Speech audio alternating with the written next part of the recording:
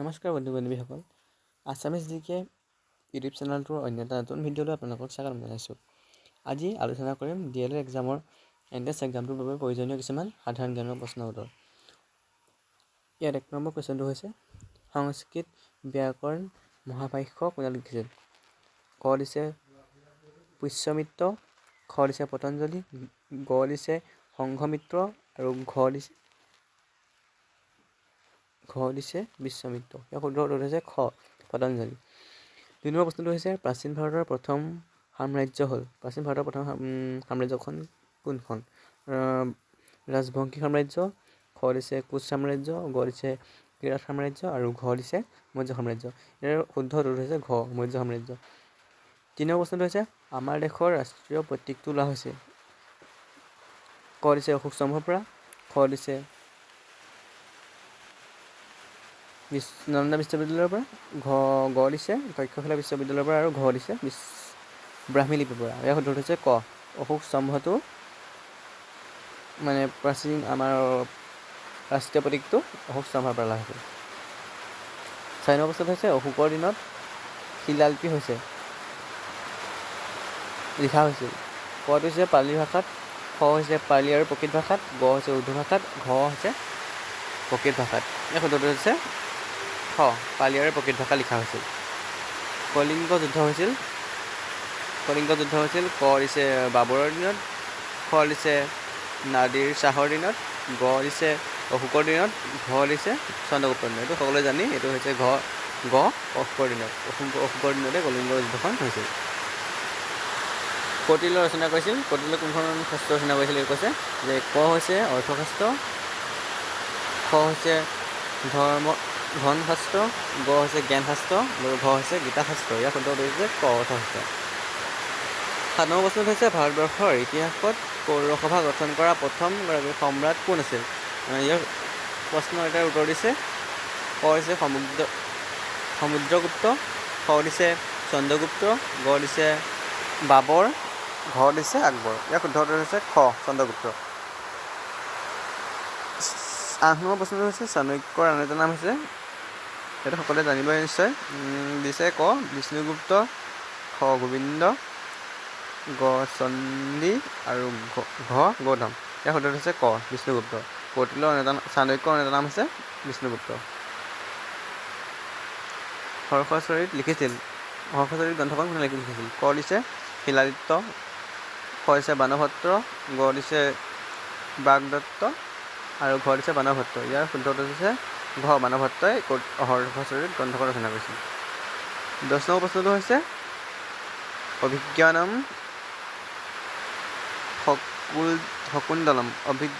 শকুন্তলম কোনে ৰচনা কৰিছিল?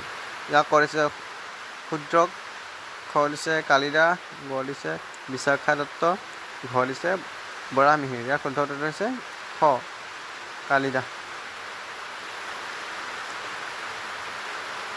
11 নম্বৰ প্ৰশ্নটো হৈছে কুশানসকলৰ সৰ্বশ্ৰেষ্ঠ ৰজাজন হ'ল।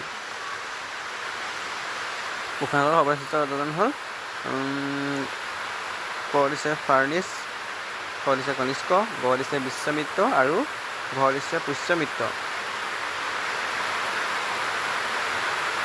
উত্তৰটো হৈছে খ কনিষ্ক। 12 নম্বৰ প্ৰশ্নটো হৈছে মেঘদূত ৰচনা কৰিছিল।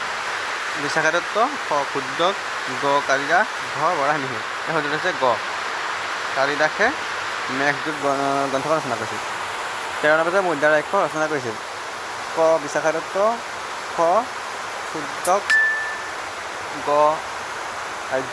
আৰ্যভট্ট, ঘ বৰাহমিহিৰ। শুদ্ধ হৈছে ক বিশাখা দত্তই মুদ্ৰাৰাক্ষ গ্ৰন্থখন ৰচনা কৰিছিল।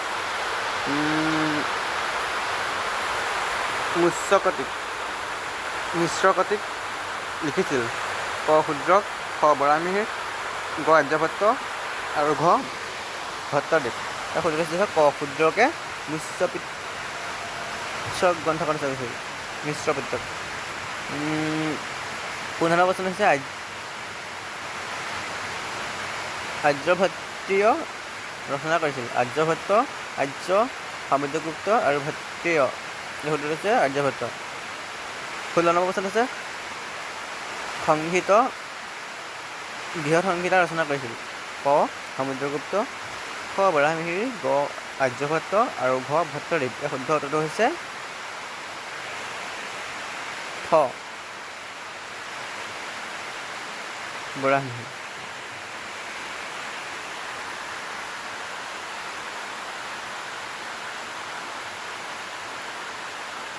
ইয়াৰ শুদ্ধ উত্তৰ হৈছে খ বৰাহমিহিৰ।